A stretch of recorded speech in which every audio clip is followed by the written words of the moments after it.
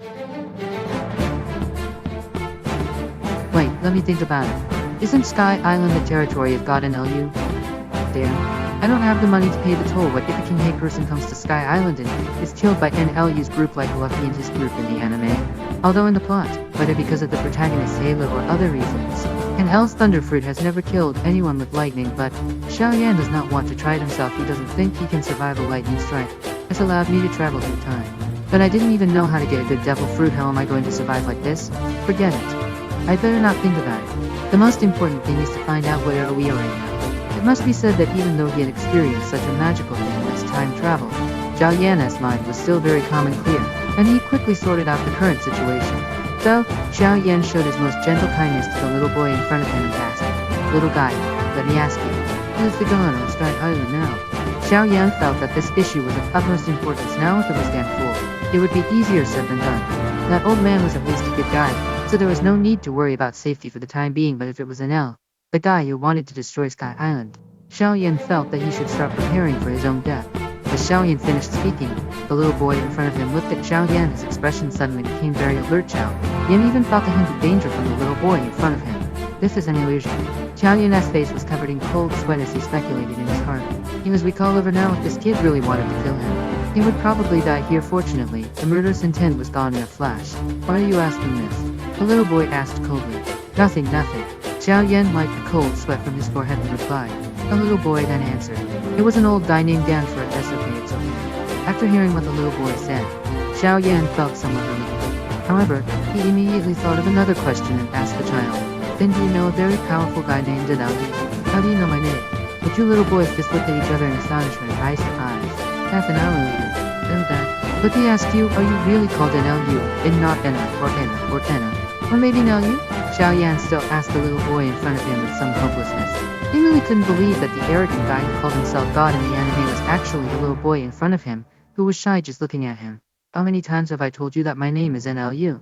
At this moment, little NLU was already a little impatient with Xiao Yan's endless questioning, especially the word little guy at the beginning of each sentence, which made NLU, as a man with a sense of pride, even more unbearable.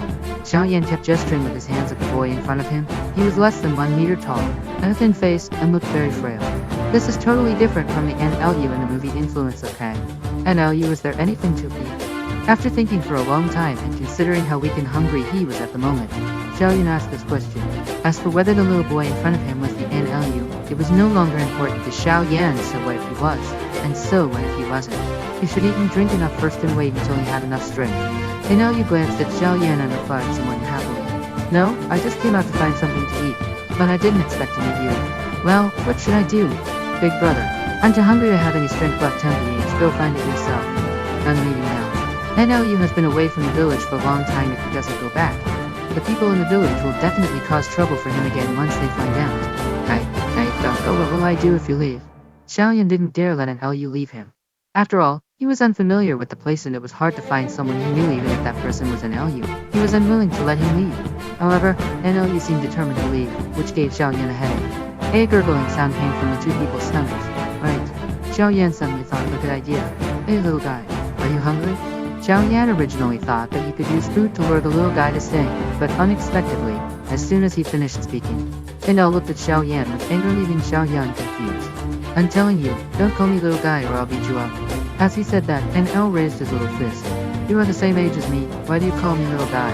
After listening to what NL said, Xiao Yan finally understood that this little guy had a strong sense of self-esteem and was actually angry about this. However, the way he raised his fist did look a bit like NL.